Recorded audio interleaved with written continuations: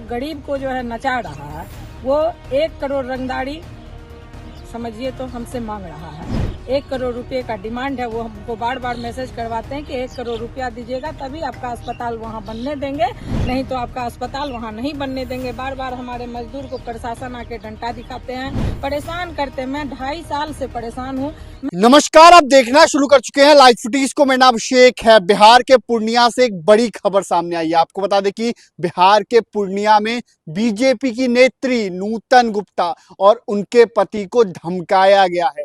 1 करोड़ रुपए की रंगदारी मांगी गई है। आपको बता दें कि शिवम हायर एजुकेशन के डायरेक्टर पंकज कुमार निराला को भी धमकी दी गई है, उनकी पत्नी को भी धमकी दी गई है और कहा गया है कि अस्पताल और मेडिकल कॉलेज बनवा रहे हो, 1 करोड़ रुपया भेजना होगा। और साथ ही साथ आपको बता दें कि इस पूरे मामले में सीओ भी की एंट्री भी हुई है। सीओ भी जांच करने पहुंच गए थे और उन्होंने जमीन की माफी भी की है। तो कौन माफिया के साथ किसकी मिली भगत है, किसका साथ है, ये तमाम बातें नूतन गुप्ता ने भी कही हैं और उनके पति ने भी कही हैं। किस तरीके से बिहार में दबंग मुखिया, बिहार के जो दबंग मुखिया हैं नीरज मेहता, जो पूर्णिया का ही नीरज मेहता है, बताया जा रहा है कि उसका अपराधियों के साथ साठगांठ भी है और उसने खुलेआम धमकी दी है।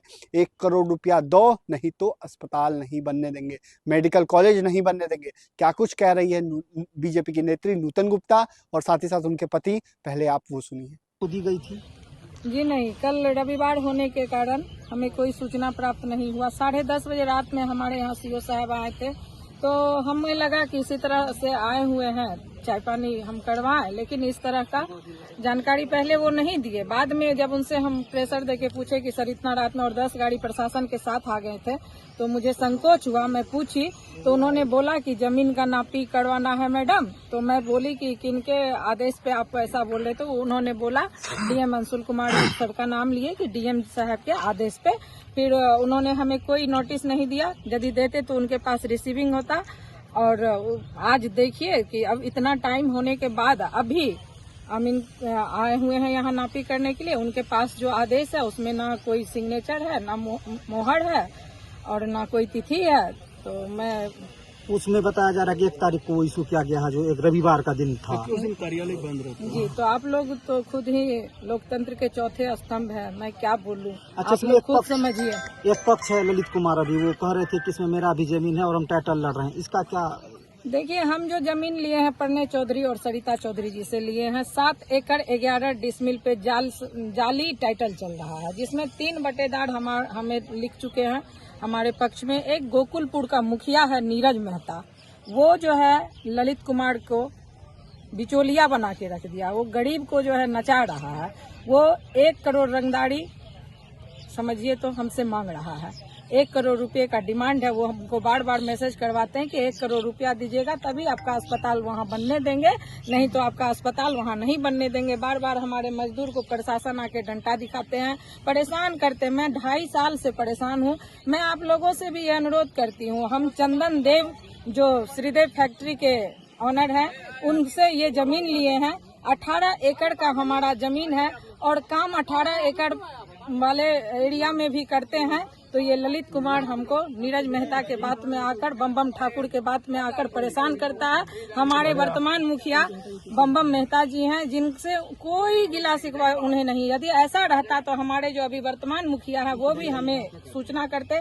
उनके द्वारा हमारा नक्शा पास किया गया है और हम यहाँ पर अस्पताल बना रहे हैं। इस तरह से हमको परेशान किया जा रहा है। हमारे पति अस्वस्थ रहते, मैं अकेले यहाँ काम करवाती हूँ और आप देख रहे हैं कि अभी किस तरह से प्रशासन चोरी छुपे गलत रास्ते से हमारे जमीन पर घुस गए। वो तो समझिए कि आप लोग आज जो नापी हो रहा है उसको आप रोक रहे हैं, विरोध कर रहे हैं जी। इसको लेकर क्या आगे आप कानूनी कार्रवाई में जाएंगे? प्रशासन का मैं जब तक आप लोगों ने भी दस्तावेज का मांगे, आप लोग तो सर बोले कि जो डीसीएलआर मैडम आ रही है तो पेपर हम दिखाएंगे। हमारे पास सारा कागज है।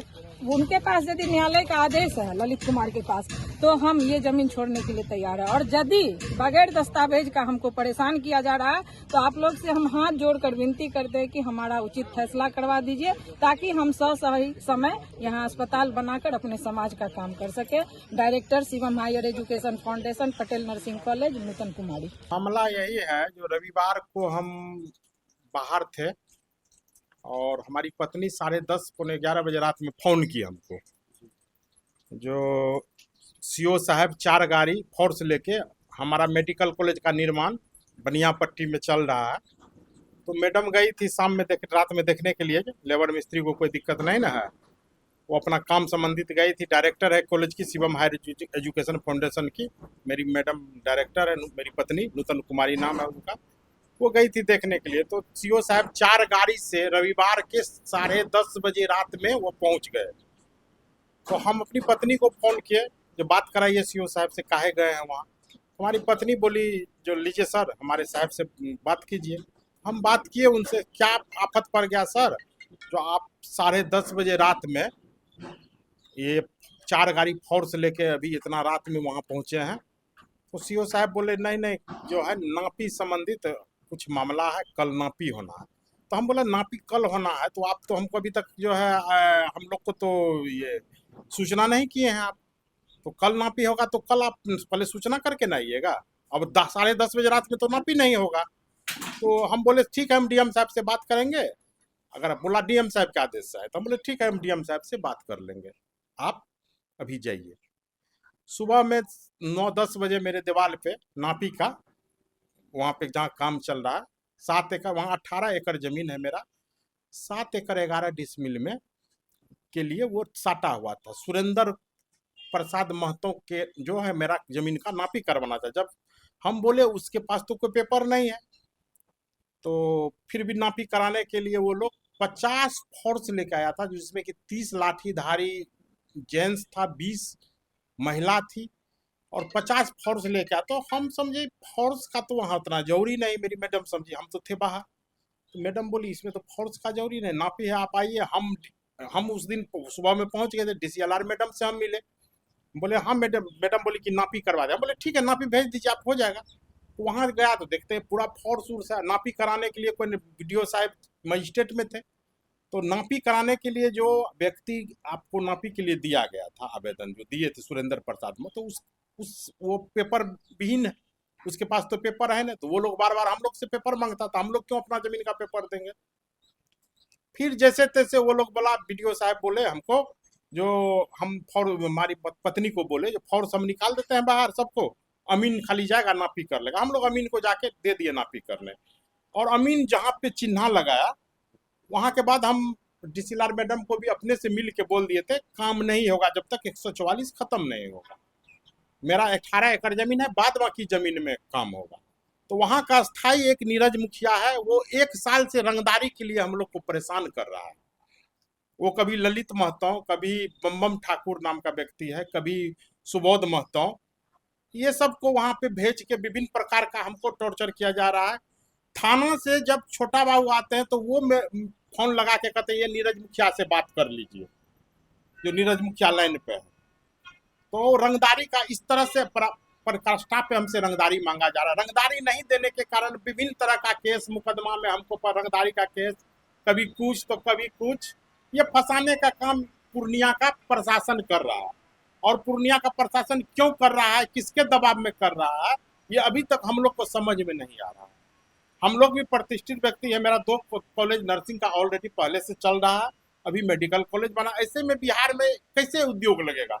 अभी एक मेडिकल कॉलेज बनेगा, 5000 आदमी वहाँ पे काम करेगा, और ये लोग उद्योग लगने नहीं देना चाहता है यहाँ का।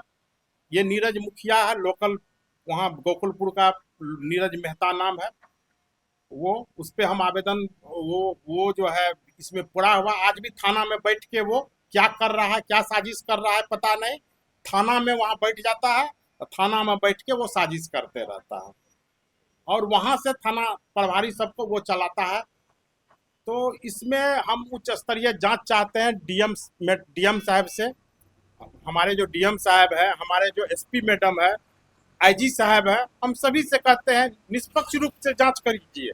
अगर सुरेंद्र महतो के पास जमीन संबंधित कोई भी पेपर है तो हम अभी 7 एकड़ 11 डिसमिल जो जमीन मेरे नाम से, हम वो जमीन उसको रजिस्ट्री कर देंगे।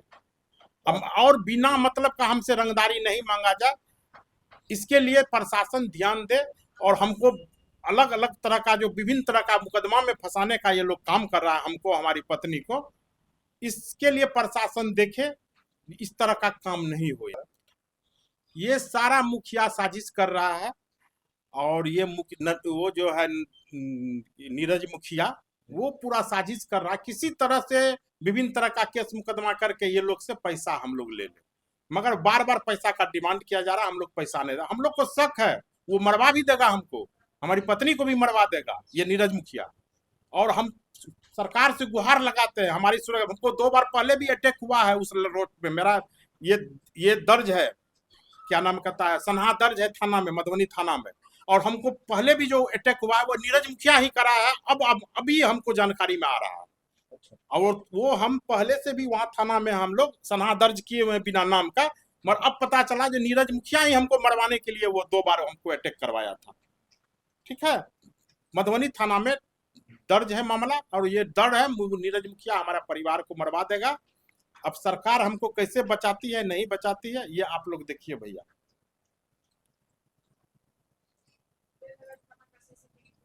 के नगर थाना में अभी सीसी फुटेज देखा जाए, वो बैठे हुए होंगे वहां नीरज मुखिया, लगातार वो वहां बैठ के और हर तरह का जो है ना विवाद षड्यंत्र, किससे रंगदारी लिया जाए किससे नहीं लिया जाए, वो यही काम करता है। उसका काम ही है ये रंगदारी मांगना। रंगदारी करके वो मुखिया होते हुए फॉर्च्यूनर गाड़ी पे चढ़ता है, वो उसका पैसा बेमानी कर लेना, उसका पैसा बेमानी कर लेना। रेलवे में नौकरी के नाम पे बहुतों से पैसा ठगा है वो, पहले भी इस तरह का बहुत उस पे मामला है दर्ज।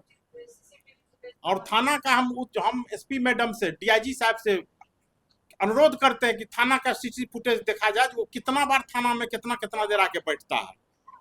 तो आपने सुना कि किस तरीके से बीजेपी नेत्री ने अपनी बात रखी है, साथ ही साथ उनके पति ने भी अपनी बात रखी है और खुलेआम धमकाया गया है। अब देखना होगा इस पूरे मामले में क्या प्रशासन एक्शन लेता है, क्या डीएम एसपी एक्शन लेते हैं, ये देखने वाली बात होगी। क्या मुखिया पर कार्रवाई होती है, ये देखने वाली बात होगी, क्योंकि मुखिया खुलेआम बीजेपी नेत्री को धमकी दे रहा है। बिहार में आपको बता दें कि नई सरकार का गठन हुआ है। बिहार में नई सरकार में नए गृह मंत्री सम्राट चौधरी हैं, जो किस पार्टी से आते हैं, बीजेपी को थे। ऐसे में बीजेपी नेत्री को ही धमकी मिले तो सोच सकते हैं क्या हाल है। बने रहिए लाइव सिटीज के साथ, हमारे यूट्यूब चैनल को सब्सक्राइब करिए, उस पर जो लाइक करिए। धन्यवाद।